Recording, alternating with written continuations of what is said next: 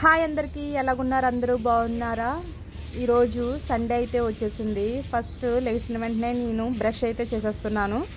Sunday వచ్చిందంటే మాత్రం చాలా పనులు ఉంటాయి. స్కూల్కి హాలిడే అన్న మాటే కానీ ఇంటి దగ్గర అయితే చాలా పనులు ఉంటాయి. పిల్లలకి వెంటనే బ్రేక్ఫాస్ట్ స్కూల్ ఉన్నప్పుడే బెటరు. నిజం చెప్పాలంటే ఒక టైం ప్రకారంగా వాళ్ళకి టిఫిన్ అని లంచ్ అని ప్రిపేర్ చేసి 8:30కే వాళ్ళ స్కూల్కి అయితే పంపించేస్తాము.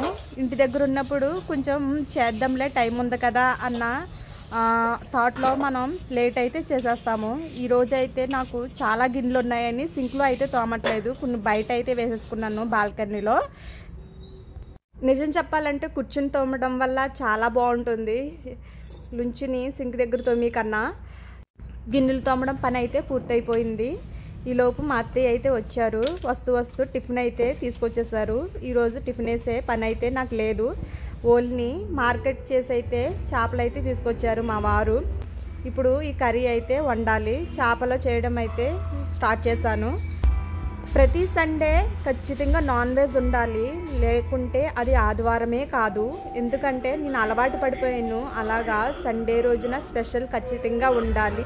ఫిష్ కర్రీ అయితే ప్రిపేర్ చేస్తున్నాను. చాలాసార్లు ఈ వీడియో అయితే పెట్టేసిందే, ఇంకా నేనైతే ఈ ప్రాసెస్ అన్నది అయితే నేను చూపించట్లేదు. ఎందుకంటే చేపల కూర ఇగురు అయితే పెడుతున్నాను. ఆల్మోస్ట్ నేను చేసి ప్రతి కర్రీ కూడా ఒకేలాగా ఉంటాయి. ఇగురు అంటే ఒకలాగే పెడతాను, పులుసు అయినా ఒకేలా పెడతాను, చేంజ్ ఏమి ఉండదు. కొన్ని పొడాలు అయితే చేంజ్ చేస్తానేమో, ఫిష్ మసాలా కానీ ఇవి యాడ్ చేస్తాను అంతే తప్పించి మ్యాక్సిమం నా కర్రీస్ అన్నీ ఇగురు అయితే ఒకలాగే ఉంటాయి, పులుసు అయితే ఒకలాగే ఉంటాయి.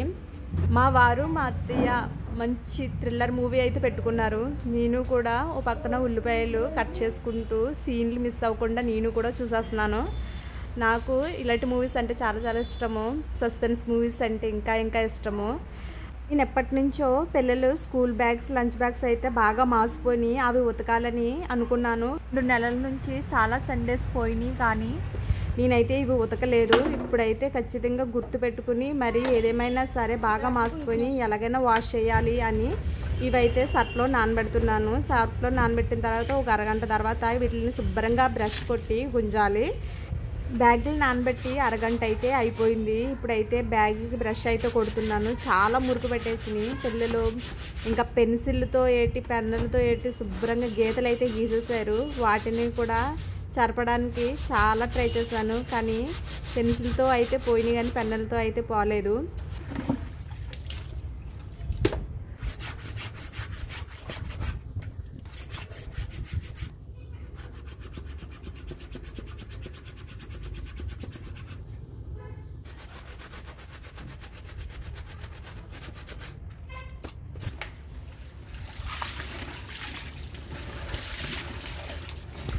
సమయ బ్యాగులు అయితే శుభ్రంగా బ్రష్ కొట్టేసాను. చేతులు అయితే చాలా లాగినాయి. ఇప్పుడైతే గుంజేస్తున్నాను. వాటర్లో 2-3 సార్లు గుంజేసిన తర్వాత ఇవి అయితే పైకి తీసుకెళ్ళి ఆరబెట్టేస్తాను.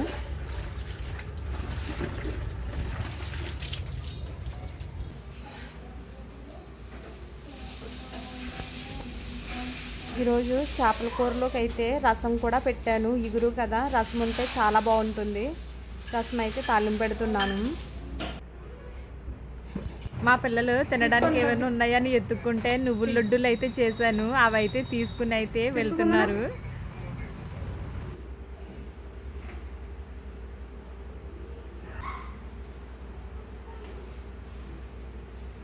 వాషింగ్ మిషన్లో బట్టలు అయితే వేసాను. ఇవైతే ఇప్పుడు ఆరబెట్టాలి.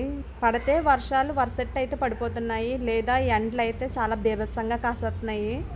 ఇప్పుడు ఈరోజు అయితే ఎండ అయితే చాలా గట్టిగానే ఉంది. బట్టలు 1 గంట మాత్రం ఎండలో ఆరేస్తే మాత్రం చాలా బాగా ఆరిపోతాయి.